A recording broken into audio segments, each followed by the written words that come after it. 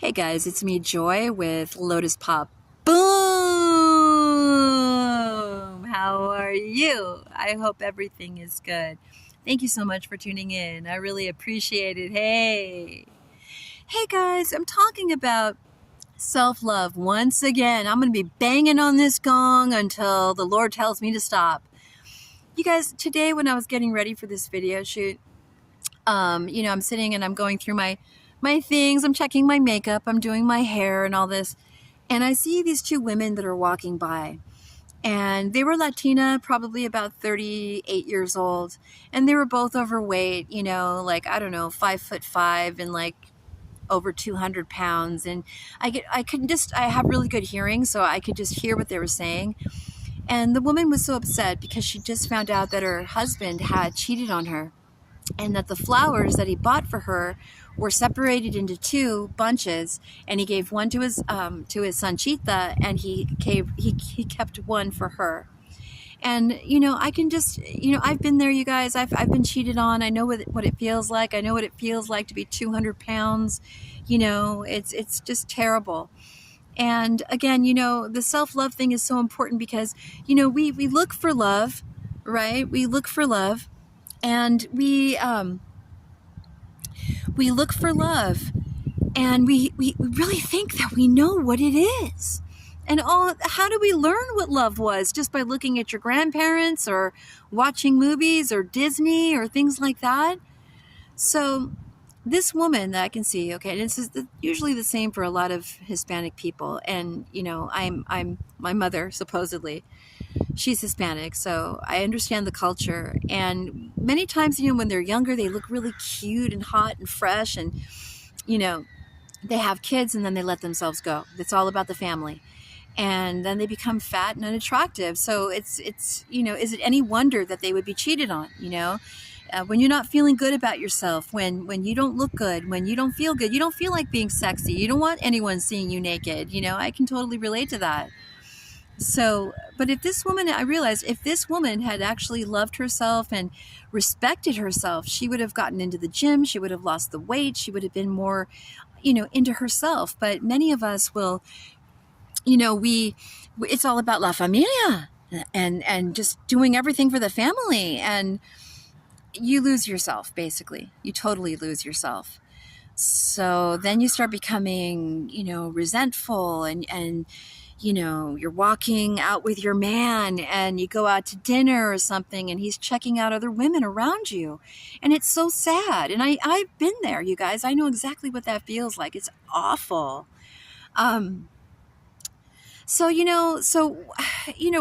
Once people start to respect themselves in whichever ways that it is, out here, their lives will change.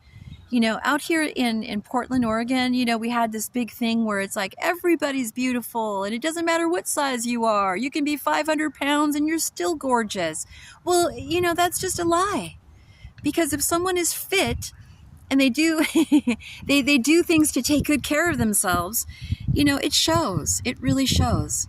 But a lot of women will work out because they want to get the attention from men, so that they can get married, and then they're going to have a baby, and then they're going to get fat. I mean, but if you're taking good care of yourself, you're going to be working out regardless or not. It's like a lot of women will just get themselves all dolled up and everything because they're going out on a date, or like even for me, like at the shelter where I am, I get up every single day and I try to make myself look as good as I can because I represent the Lord. And I've heard so many times they're like, oh, do you have a date? Do you have a date tonight? Do you have a date? And I'm like, with myself. And they're always so surprised. It's like, why? They're thinking, why would you want to put all that time and attention just for yourself? It's really conditioning. It's social conditioning. So, and of course, I do my videos, and this is another reason why I like to, make sure I look good. But I represent the Lord. And being a content creator, you oftentimes, you're on the fly. It's like, oh, the Lord's like, I need you to get this right now. Or if it's something that that you need to get, like, okay, we're on. You have to be ready like pretty much all the time, 24/7, right? Yeah, we take a day off here and there. So anyway, you guys, I wanted to talk about this because the the intense attack that I have received just by talking about self-love. This is why. This has lit the fire under me. So now it's on. It's on like Donkey Kong. Yeah. You know, God wants you to know about how important you are. And you'll never know until you start respecting yourself, until you start loving yourself, until you accept yourself, warts and all. You know, it's like we believe the things that other people have told us. Well, my grandparents loved me. I must be lovable. Oh, you know, they liked me in that theater production. I guess I must be kind of cute. Or in other words, we're looking for validation from other people and outside sources. And then that's how a lot of us get mixed up with the narcissistic relationships, because they know that we don't value ourselves. They know, they can tell. They do their little tests to see, like, oh, do they respect themselves? Or, oh, is that a boundary? Oh, are they working out in the morning? Oh, you know, yeah, because they stay away from people like that, because people like that won't have time for them. Yeah. So then what happens? Okay, so then we get the boyfriend or we get the girlfriend, and then pretty soon they just don't look at us the same anymore. They're not looking at us with love and with adoration and, ooh, baby, like, ooh, I want you. You know, it's like, no, they're none of that. No admiration, no nothing. So, you know, you guys, we don't have to be looking for love in all the wrong places. It's all within here. And God is in us. And, you know, as soon as we understand this, your whole life will change. My life has changed. I carry myself differently. I speak differently. I act differently. And I don't put up with stuff anymore that I used to, just because I wanted somebody to like me, to accept me. Now I really don't care. I give 0 Fs if someone likes me or not. Too bad. I feel sorry for you. You missed out. You know?